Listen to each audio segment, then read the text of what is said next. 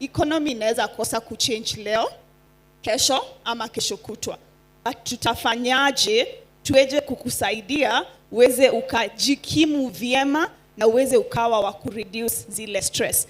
We are moving from the era of saying nimepitia mengi to an era of saying nilipitia na after kupitia niko hapa. So let's see the results of after the pain that we've gone through as women. So yes, childhood traumas really affect us a lot. It affects how we speak, how we carry ourselves, because you need to realize, wewe, you're a queen. Sawa.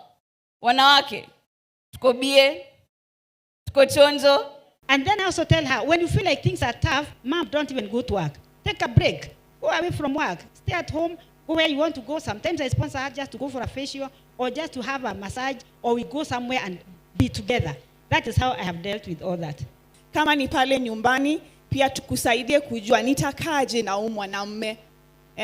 Sana sana tutakwambia kimbia. Tutakufundisha wewe ukue bora, ukue better. Ndio uweze ukakae na ule mtu.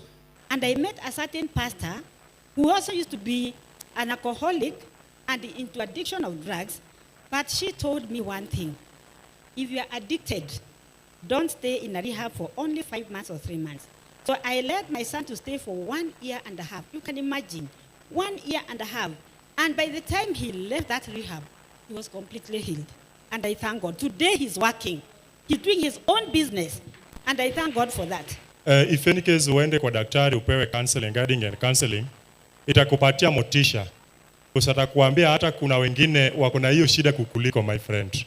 Utaanza kukuwa na matumaini, kumbe nilikuwa nakufa hapa, kumbe ningeshare na daktari ama jirani, kumbe hii jirani hakuna hii shida kuniliko. Utaanza kupata nguvu na motisha.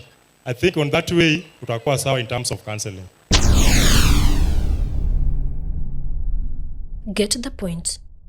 Take a step forward.